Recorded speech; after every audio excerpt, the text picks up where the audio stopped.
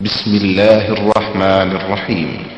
ومن أحسن قولا ممن دعا إلى الله وعمل صالحا وقال إنني من المسلمين.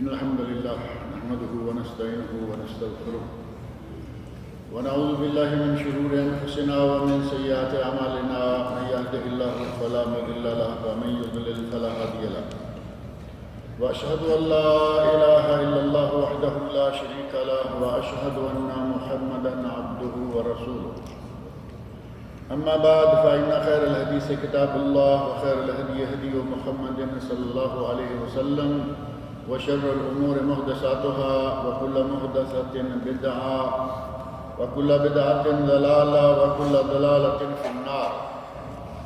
رب اشرح لي صدري ويسر لي أمري واحلل عقدة من لساني يفقهوا قولي.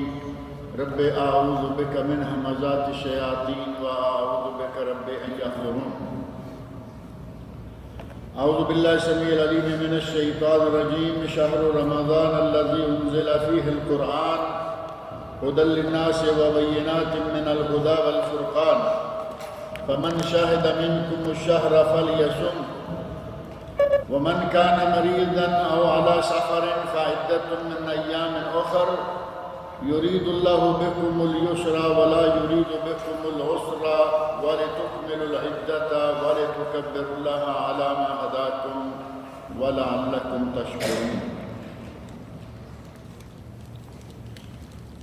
ابھی کل کی بات لگتی ہے کہ ہم ماہ رمضان المبارک کے روزے رکھ رہے تھے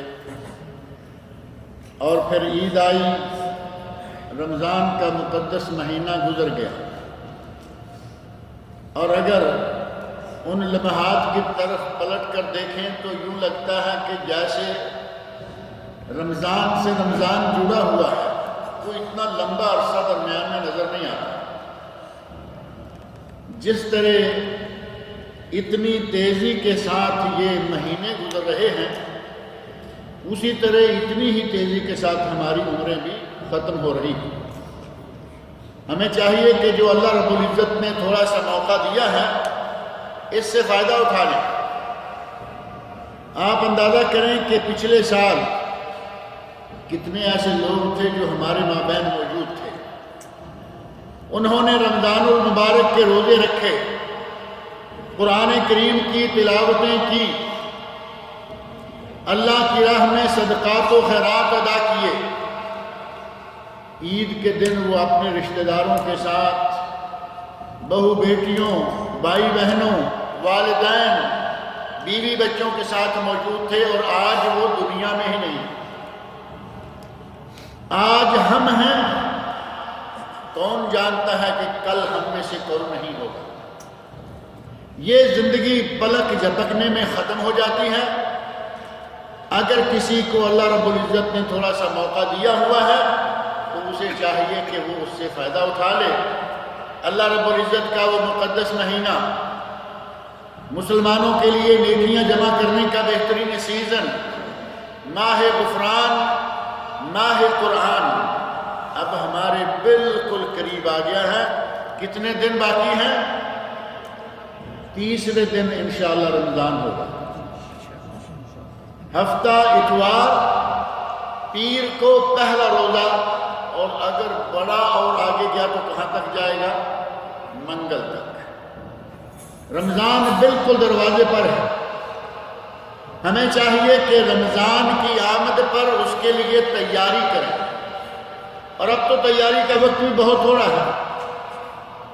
سفر پر روانگی سے پہلے ہم کئی دن، کئی ہفتے، بلکہ کئی لوگوں کو یہ کہتے ہوئے سنا گیا کہ ہم نے ٹکٹ بک کروا لیا ہے اور ابھی سفر میں، سمر ویکیشن میں، چھٹیوں میں 4-6 مہینے باقی ہیں۔ دنیا کے سفر کے لیے اتنی تیاری ہے، اور ایک وہ سفر ہے جس کے بعد واپسی نہیں۔ سفر اختیار کر لیا تو واپسی کا معاملہ ختم، ون وے ٹکٹ لے کے جانا پڑے گا۔ اس سفر کے لیے تیاری کرنا زیادہ ضروری ہے۔ جہاں پلٹ کے واپس آ سکتے ہیں وہ سفر مختصر ہے، 1 مہینے کا، 2 مہینے کا، سال کا، اور آخرت کا سفر ہے ہمیشہ کا سفر۔ ایک مرتبہ یہاں سے روانہ ہو گئے پھر کبھی واپسی نہیں، یا جنت یا جہنم۔ اللہ رب العزت ہمیں اہل جنت میں سے بنائے۔ جو جنت میں گیا ہمیشہ جنتی، وہاں سے کبھی ایگزٹ نہیں، کبھی خروج نہیں لگنے والا۔ جنت میں گیا تو ہمیشہ کے لیے اس کا گھر وہی ہو جائے گا، اور اگر جہنم میں گیا تو اللہ رب العزت مجھے آپ سب کو سے محفوظ رکھے، وہاں کا تھوڑا سا رہنا بھی برداشت سے باہر۔ اس دنیا کی آگ سے 70 گنا زیادہ گرم آگ ہے جہنم، اور اس دنیا کی آگ کو ہم لمحہ بھر کے لیے اپنے ہاتھ پر برداشت نہیں کر سکتے۔ جہنم کی اس آگ سے بچنے کے لیے اور جنت کی نعمتوں کو پانے کے لیے ہمارے پاس بہترین موقع آ گیا ہے۔ اس رمضان المبارک میں اپنے آپ کو جہنم سے بچانے کا انتظام کریں، اور اس مبارک ماہ رمضان کی آمد سے پہلے اپنے دل میں یہ نیت کر لیں کہ ہم نے اس مہینے سے فائدہ اٹھانا ہے، ہم نے اس مہینے سے اپنی آخرت کے لیے زاد راہ اکٹھے کرنا ہے۔ دنیا کے لیے سفر ہو تو زاد راہ کیا ہوتا ہے؟ کھانا پینا، کپڑا لتا، کچھ نہ کچھ۔ اور اگر سفر اللہ ہو، سفر المقصود ہو تو زاد راہ کھانا پینا، اور اگر سفر اللہ ہو تو زاد راہ نیک اعمال۔ اس سفر کے لیے تیاری کرنا ہماری ذمہ داری ہے، اور وہ سفر جیسا کہ آپ دیکھ رہے ہیں پتہ نہیں کہ کب اس کا آغاز ہو جائے۔ آدمی تندرست و توانا اپنے گھر سے نکلتا ہے، ڈیوٹی پہ جا رہے ہیں، واپس لاش آ رہی ہے۔ آدمی تندرست و توانا اپنے گھر سے نکلتا ہے اور روانہ ہوتا ہے، کسی کو ملنے جا رہے ہیں، پتہ چلتا ہے کہ ہسپتال میں پڑے ہیں۔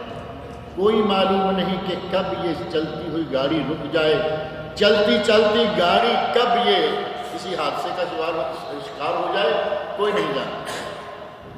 اللہ رب العزت نے ہمیں یہ موقع دیا ہے، اللہ رب العزت ہمیں ماہ رمضان تک پہنچائے، اور اللہ رب العزت ہمیں ماہ رمضان میں کچھ کر گزرنے کا موقع عطا فرمائے۔ اللہ نے وہ موقع دے دیا ہے، قرآن کریم جو کہ ہم نے پورے سال سے لپیٹ کے رکھا ہوا ہے۔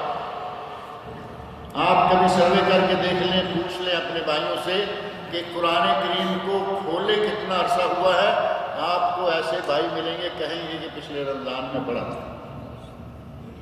پورے کا پورا سال قرآن کو کھول کے نہیں دیکھا۔ اب کم از کم قرآن کریم سے گرد جھاڑ دیجئے اور اپنے دلوں کا میل بھی اتار دیجئے۔ بل ران علی قلوبہم، رمضان المبارک میں گناہ دیکھنے کو ملتے ہیں۔ اللہ رب العزت رمضان میں شیطانوں کو بند کر دیتا ہے۔ اللہ رب العزت کا بڑا مقدس مہینہ ہے، لیکن پھر بھی گناہگار نظر آتے ہیں، کوئی کچھ کر رہا ہے، کوئی کچھ کر رہا ہے۔ بعض اہل علم نے قرآن کریم کے ان کلمات بل ران علی قلوبہم، ان کے دلوں پر میل چڑھ چکا ہے، ان کے دلوں پر زنگ لگ چکا ہے۔ زنگ معلوم ہے نا، لوہے پر زنگ لگ جائے تو وہ ایسے ہو جاتا ہے جیسے مٹی ہو گیا، اس میں لوہے والی خاصیت ختم ہو گئی۔ اللہ فرما رہے ہیں کہ ان کے دلوں پر زنگ چڑھ چکا ہے۔ رمضان کا مبارک مہینہ آتا ہے، گناہوں کا زنگ اتنا دبیز اور موٹا ہے کہ رمضان میں بھی انہیں رمضان نظر نہیں آتا۔ وہ زنگ اتنا تہ جما چکا ہے کہ رمضان کے مہینے میں وہ اپنی عادت کے مطابق چلتا رہتا ہے۔ اور بعض اہل علم نے کہا کہ بعض طبائع خبیثہ ہوتی ہیں، آدمی کی نیچر، آدمی کی فطرت اتنی گندی ہو چکی ہے کہ رمضان آئے، شوال آئے، اسے اس کی پرواہ نہیں، مسلسل شیطان کے جھانسے میں آیا ہوا ہے اور وہ ایک ہی لائن پہ چلا چلا جاتا ہے۔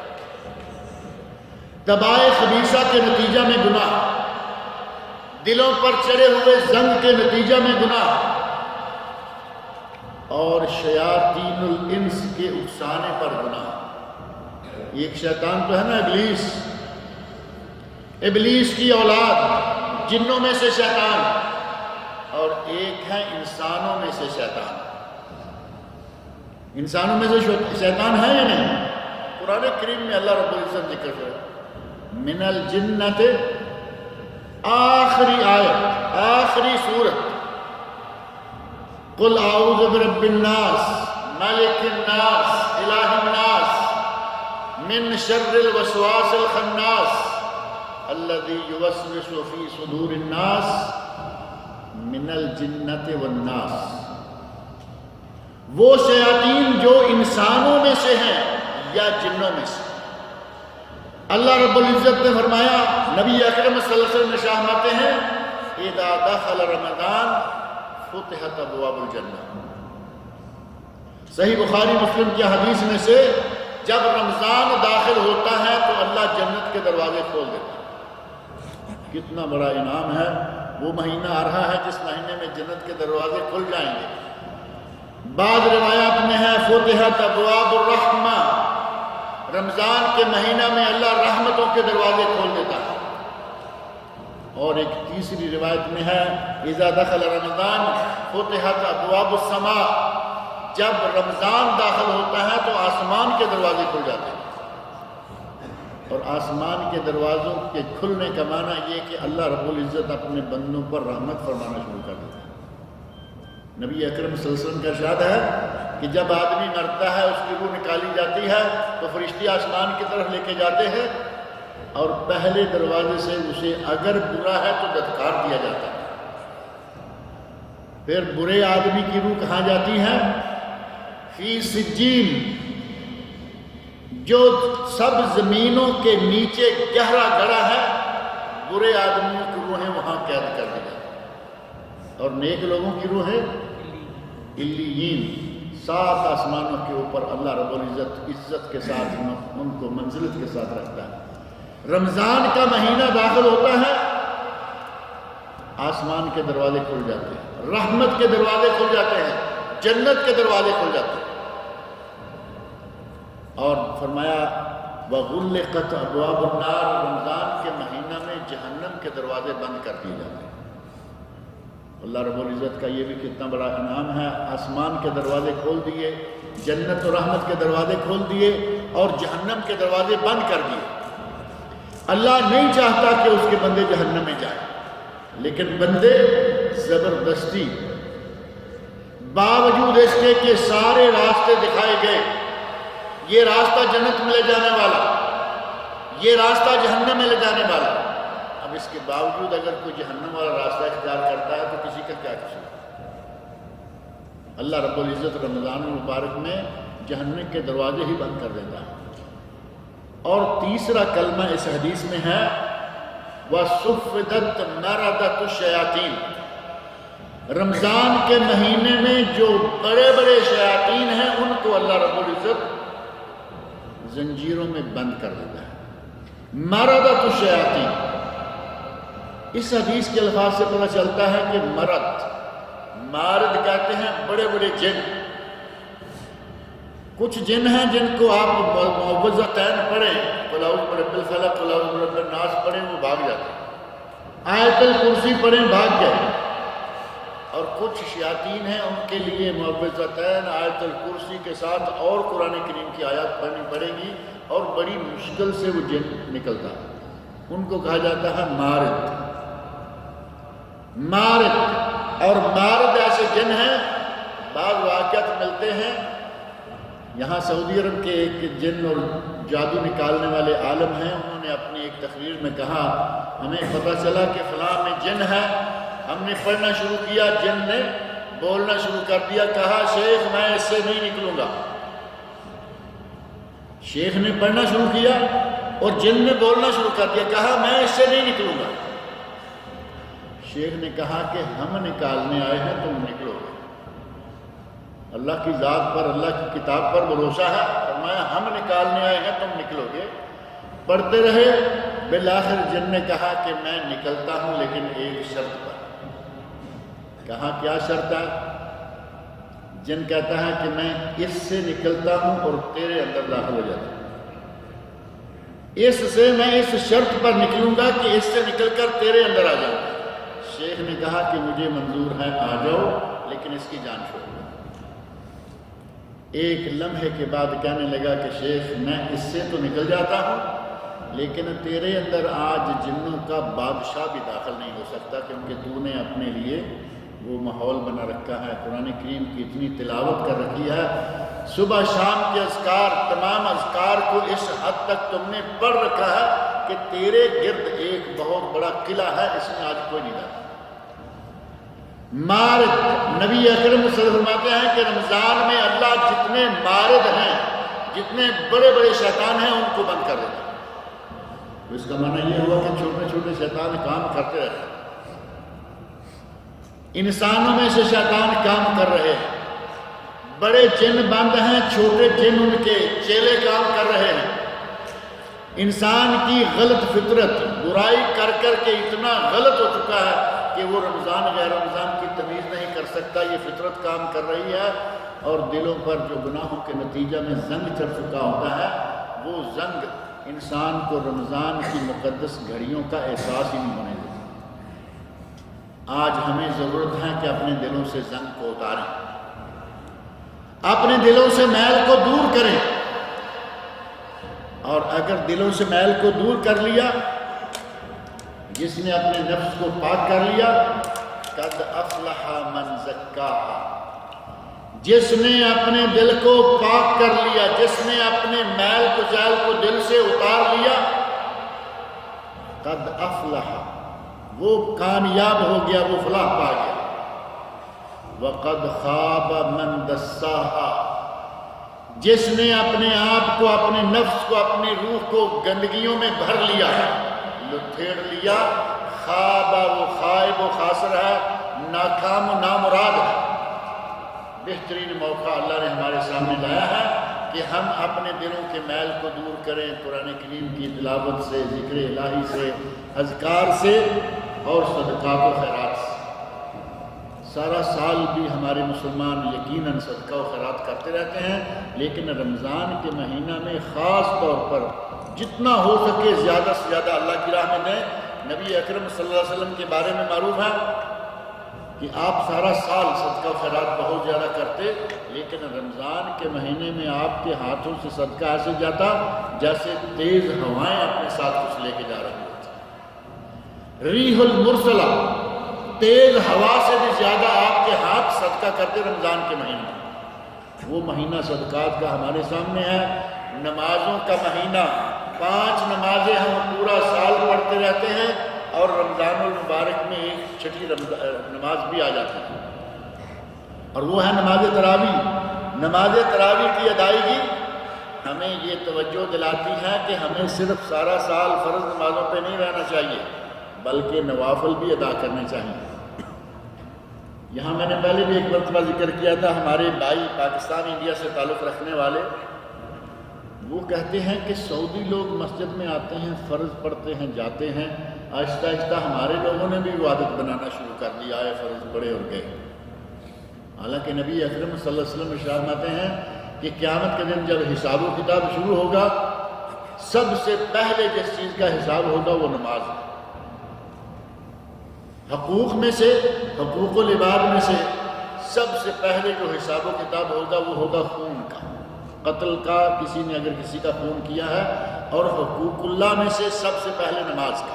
دو حدیثیں ہیں، ایک میں ہے اول ما یحاسب بہ العبد، سب سے پہلے بندے کا حساب ہوگا نماز کا، اور دوسری حدیث میں ہے سب سے پہلے جو حساب ہوگا وہ خون کا۔ تو معنی یہ کہ ایک ہے حقوق اللہ اور ایک ہے حقوق العباد۔ حقوق اللہ میں سے سب سے پہلے حساب نماز کا، اور جب نماز میں کمی نظر آئے گی تو اللہ رب العزت اپنے فرشتوں سے کہے گا اس کے نوافل کو دیکھو، فرائض میں کوئی کمی آ گئی ہے، اب اس کے نوافل کی طرف دیکھو، اگر سنتیں نوافل وغیرہ ہیں تو ان سے فرضوں کی کمی کو دور کر دو، یعنی اس کا معاملہ صاف کر دو، اس کو پاس کر دو، اور اگر نفل سنت وغیرہ نہیں ہوں گے، صرف فرائض پڑے ہوں گے تو کمی کہاں سے پوری کریں گے؟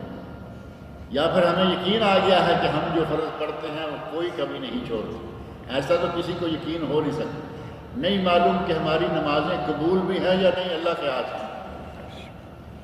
ہمیں کم از کم اپنے فرائض کی کمیوں کوتاہیوں کو پورا کرنے کے لیے کم از کم روزانہ 10 یا 12 سنتیں تو پڑھنی چاہیے نوافل نہ سے۔ اور یہ 12 سنتیں کون سی ہیں؟ فجر سے پہلے 2، ظہر سے پہلے 4، ظہر کے بعد 2، مغرب کے بعد 2، عشاء کے بعد 2، یہ ہیں 12 سنتیں۔ اور ایک صحیح حدیث میں نبی اکرم صلی اللہ علیہ وسلم ارشاد فرماتے ہیں جو یہ چاہے کہ اس کے لیے اللہ جنت میں گھر بنائے وہ یہ 12 سنتیں روزانہ ضرور پڑھا کرے۔ جنت میں گھر چاہیے یا نہیں؟ ہمارے یہاں اگر اعلان ہو جائے نا کہ فلاں کالونی میں پلاٹ ہے اور وہ ایسے سستا ہے، تو سمندر پار بیٹھے ہوئے بھی اپنا پورا ڈالنے سے باز نہیں آتے کہ اس کو تو ضرور لے لیں۔ اور اللہ رب العزت کہہ رہا ہے جنت میں گھر، جنت میں گھر، وہ جگہ، وہ زمین کہ جہاں ایک کوڑا رکھنے کے لیے جگہ چاہیے، پوری دنیا بیچ کر بھی وہ کوڑا رکھنے کے لیے جگہ نہیں مل سکتی۔ کوڑا کتنی جگہ گھیرے گا؟ رسی گول کر کے رسی رکھیں، وہ جیسے اتنا ہاتھ آتا ہے اتنی جگہ لینے والی جگہ، ساری دنیا بیچ کر اس کی قیمت بھی دی جائے تو وہ جگہ جنت میں نہیں مل سکتی۔ اور اللہ رب العزت پورا گھر دے رہا ہے، ایک محل تیار ملنے والا ہے صرف 12 رکعتیں پڑھنے کے نتیجہ میں۔ اور اگر کوئی 12 نہیں کر سکتا تو چلیے 10 کر لیں۔ صحیح حدیث میں، دوسری صحیح حدیث میں 10 رکعتوں کا ذکر ہے۔ اگر کوئی روزانہ 10 رکعتیں پڑھے اللہ اسے جنت میں گھر دے گا، اور وہ 10 رکعتیں بنتی ہیں ظہر سے پہلے 2 اور بعد میں 2، باقی وہی فجر سے پہلے 2، مغرب کے بعد 2، عشاء کے بعد 2، اور ظہر کی 6 کی بجائے 4 رکعتیں، یعنی 2 پہلے اور 2 بعد۔ اب اگر یہ صرف 10 رکعتیں پڑھیں تو اللہ جنت میں گھر دے رہا ہے، اور کتنا سستا گھر ہے ہمارے سے۔ اللہ رب العزت کی جنت میں گھر اور 10 رکعتیں روز، اور ہم آئے دیکھا سعودی جا رہے، اور پھر یہ یقینی بات ہے کہ سعودی اتنے جاہل نہیں ہیں جتنے ہم سمجھ رہے ہیں کہ وہ سنتیں پڑھتے نہ ہوں گے۔ نبی اکرم صلی اللہ علیہ وسلم کی سنت ہے کہ آپ گھر میں سنتیں پڑھ کے مسجد میں آتے اور بعد والی سنتیں گھر میں جا کے پڑھتے۔ تو کیا صحابہ کرام یہ سمجھیں کہ آپ پڑھتے ہی نہیں ہوں گے؟ نبی اکرم صلی اللہ علیہ وسلم کے گھر والوں نے گھر کا عمل بیان کیا، مسجد والوں نے مسجد کا عمل بیان کیا، ہمارے سامنے مکمل عمل آ گیا۔ یہاں بھی پڑھے لکھے لوگ ہیں، وہ جانتے ہیں کہ اگر گھر میں سنتیں پڑھیں تو ثواب زیادہ ہے، پہلی سنتیں گھر میں پڑھ کے آئیں، بعد میں جا کے گھر میں پڑھیں۔ الحمدللہ سنت پر بھی عمل ہو گیا، سنتیں بھی ادا ہو۔ رمضان کے مہینہ میں یہ نیت کریں کہ ہم نے اپنے نفس کو پاک کرنا ہے، جتنا زیادہ سے زیادہ ہو سکے نیکیوں کا بیلنس بڑھانا ہے، اور اپنے دلوں کو دوسروں کی نفرت سے بھی پاک کرنا ہے۔ نبی اکرم صلی اللہ علیہ وسلم کا ارشاد ہے کہ اللہ رب العزت ہر پیر اور ہر جمعرات، ان 2 دنوں میں اللہ رب العزت اپنے بندوں کو اگر وہ مشرک نہیں ہیں تو جنت عطا کرتا ہے۔ پیر اور جمعرات 2 دنوں میں اللہ جنت کے دروازے کھولتا ہے. یہ دیکھیں رمضان کے مہینہ میں پورا مہینہ دروازے کھلے ہوئے ہیں، اور پیر جمعرات سارا سال دروازے کھلتے ہیں. اگر آدمی شرک نہیں کرتا اللہ اسے جنت عطا کرتا ہے. لیکن ایک آدمی جس کے دل میں کسی کے خلاف نفرت ہے اسے اللہ تعالیٰ معاف نہیں کرتا. اور ہمارے دل اپنوں سے بیگانوں کی نفرت سے بھرے رہتے ہیں. رمضان کا مہینہ آنے سے پہلے پہلے اپنے دلوں کو صاف کر. نبی صلی اللہ علیہ وسلم نے ارشاد فرمایا کہ ابھی ایک آدمی داخل ہوگا وہ اہل جنت میں سے ہے. مشہور واقعہ ہے نا.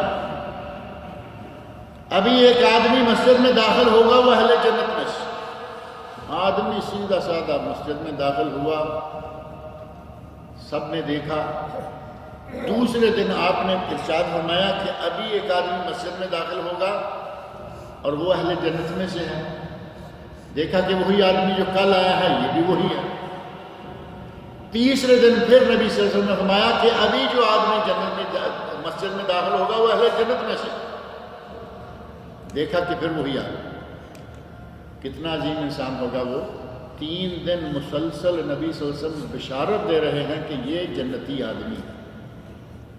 صحابہ میں سے صاحب اٹھے، کہا آج ہم دیکھیں گے کہ یہ صاحب آخر کرتے کیا.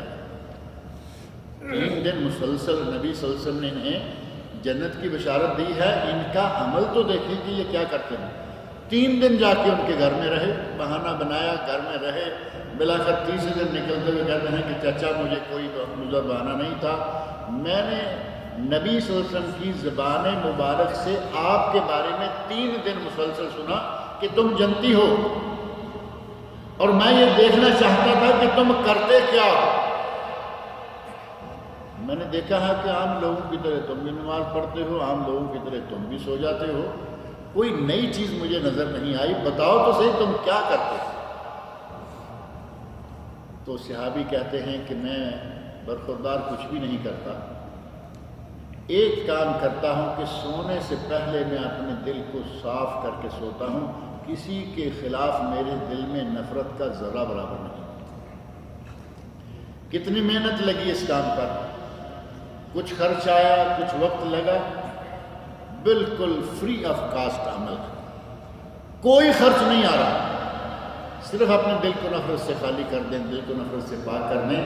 اللہ رب العزت نے 3 دن مسلسل نبی پاک صلی اللہ علیہ وسلم کی زبان مبارک سے جنت کی خوشخبری پہنچائی. آدمی کا عمل کیا ہے؟ جیسے سارے عمل کرتے ہیں لیکن اپنے دل میں نفرت نہیں، کسی کے خلاف بغض نہیں، کسی کے خلاف دل میں عداوت لے کے نہیں سوتا. اور ہمارا عالم یہ ہے کہ ہم ماں کے خلاف، کوئی باپ کے خلاف. یقین جانے بعض دفعہ ایسے باتیں سننے کو ملتی ہیں کہ مدتیں ہو گئی ماں سے بول چال. جس کے پاؤں کے نیچے نبی صلی اللہ علیہ وسلم نے جنت بتائی، بندے کی جنت ماں کے پاؤں تلے. اور نبی اکرم صلی اللہ علیہ وسلم نے باپ کے بارے میں فرمایا کہ جنت کا درمیانہ بڑا دروازہ تمہارا باپ، چاہو تو دروازے کو محفوظ رکھ لو، چاہو تو دروازے کو برباد کر لو. کوئی ماں سے نہیں بول رہا، کوئی باپ سے نہیں بول رہا، کوئی بہن بھائیوں سے نہیں بول رہا، رشتہ داروں سے نہیں بول رہا، اپنے مائکے والوں سے بگاڑ کے رکھی ہوئی ہے، سسرال والوں سے صلح ہونی چاہیے، کوئی حرج نہیں. لیکن یہ سودا اس طرح تو نہیں ہے کہ ایک طرف سے بگاڑ لی اور ایک طرف بنا لی، سب طرف میں بنا کے رکھے. نبی صلی اللہ علیہ وسلم نے اس عمل کو بڑا اہم عمل قرار دیا کہ دلوں میں نفرت نہ رہے، دلوں کو نفرت سے پاک کریں اور باقاعدہ عزم کریں. اس رمضان کے مہینہ میں ہم نے یہ ساری غلط عادتیں چھوڑنا ہے. معمولی بات پر کسی سے نفرت ہوئی اور دل میں گانٹھ لگا لی کہ بس آج کے بعد میں جانوں اور یہ جانے، یہ مسلمانوں کا طریقہ نہیں ہے.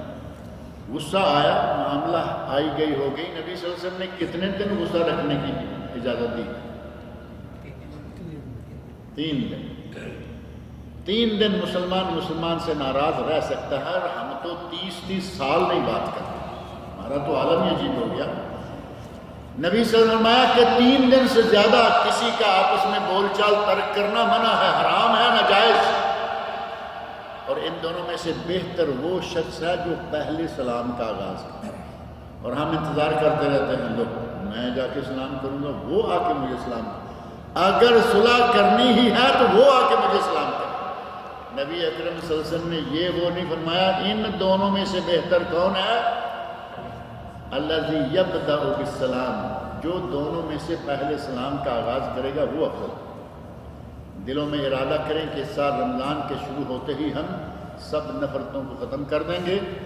جن جن رشتہ داروں سے بول چال نہیں، جن سے بگڑی ہوئی ہے، جن سے نفرتیں ہیں، ان سے رابطے کریں گے۔ اللہ رب العزت کی مغفرت کے دروازے کھل رہے ہیں، ان دروازوں میں داخل ہونے کے لیے ہمیں اپنے آپ کو تھوڑا تو سنوارنا ہوگا۔ یہ جسم ہمارے برتن ہے، اس کے اندر روح ہماری غذا ہے۔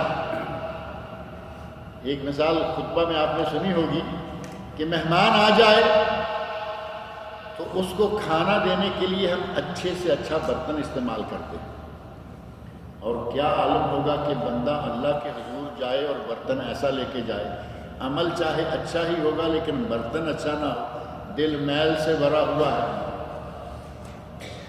اپنے آپ کو صاف کریں، اپنے نفس کو صاف کریں۔ قد افلح من زکاہا وقد خاب من دساہا۔ رمضان کا مبارک مہینہ آ رہا ہے، قرآن کریم کی تلاوت کا ارادہ کریں، پکا کریں کہ اس مرتبہ رمضان المبارک میں قرآن کریم کو کم از کم 1 مرتبہ ختم کریں گے یا مکمل کریں گے؟ 1 مرتبہ مکمل کریں گے، اور آئندہ انشاءاللہ اس عمل کو جاری رکھیں گے۔ یہ رمضان صرف قرآن رمضان کے لیے نہیں، ہمیں مسلمان صرف رمضان کے لیے نہیں بننا۔ معروف جملہ ہے، کن رحمانین ولا تکن رمضانین۔ اللہ والے بنو، رحمانی بنو، رمضانی نہ بنو۔ رمضانی ہے موسمی مسلمان، سال میں 1 مہینہ مسلمان اور 11 مہینے اپنی مرضی کا مالک کہتے ہیں، ہم نہیں کہتے کچھ اور۔ لیکن رمضان میں ہم دیکھتے ہیں الحمدللہ لوگ کافی مسلمان نظر آتے ہیں، مسجدیں بھری ہوئی ہیں، قرآن کریم کی تلاوت ہو رہی ہے، تراویح پڑھی جا رہی ہے، 5 کے ساتھ چھٹی نماز ادا کرتے ہیں۔ جوش خروش، جذبہ، یہ بہت ہی قابل قدر ہے، لیکن یہ رہنا چاہیے۔ رمضان میں اگر آتا ہے تو باقی کے 11 مہینوں میں نظر آنا چاہیے۔ نیت کریں کہ ہم انشاءاللہ اس سال رمضان میں اگر نیک کام شروع کرتے ہیں، 5 نمازیں پابندی سے باجماعت پڑھنے کا پروگرام بنائیں، قرآن کریم کی مسلسل تلاوت کرتے رہنے کا پروگرام بنائیں، اور اس کو صرف رمضان نہیں بلکہ آئندہ مسلسل رکھنے کا عزم کریں، ارادہ کریں، مدد اللہ تعالیٰ کرے گا۔ اللہ رب العزت مجھے اور آپ سب لوگوں کو اس رمضان سے فائدہ اٹھانے کی توفیق عطا فرمائے، اور اللہ رب العزت ہمیں رمضان کی مقدس ساعتوں میں جتنا بھی ہو سکے زیادہ سے زیادہ عبادت کی توفیق سے نوازے۔ اللہ تعالیٰ مجھے اور آپ سب کو رمضان تک پہنچائے، اور اس میں اپنے رب کو راضی کرنے کی اللہ ہم سب کو توفیق عطا فرمائے۔ کہتے ہیں کہ یہاں سعودیہ میں کار انسٹالمنٹ یعنی اقساط پر خریدنا کیسا ہے؟ کیا یہ سودی نظام ہے یا ٹھیک ہے؟ کیونکہ یہاں اکثر لوگ کہتے ہیں کہ یہاں کا انسٹالمنٹ کا انتظام سود نہیں ہے۔ یہ غلط کہتے ہیں جو ایسا کہتے ہیں کہ یہاں سود نہیں ہے، یہاں سود ہے، لیکن کچھ بینک ایسے ہیں کہ جن میں سود نہیں ہے۔ جو صحیح بات ہے وہ صحیح ہے کہ سودی بینک بھی کام کر رہے ہیں، غیر سودی بھی کر رہے ہیں۔ اگر آپ کی انسٹالمنٹ غیر سودی بینکوں یعنی جو اسلامک بینک ہیں اگر ان سے انسٹالمنٹ پہ لے رہے ہیں کوئی حرج نہیں ہے، اور وہ معلوم ہیں 4-5 بینک ہیں، آپ بھی سارے جانتے ہوں گے۔ Bank Rajhi, bank Albilad, bank Alinma, البینک الاسلامی، اسلامک انویسٹمنٹ کمپنی یا شرکت الاستثمار الاسلامیہ۔ یہ 5-6 ادارے ہیں جو غیر سودی ہیں، معروف۔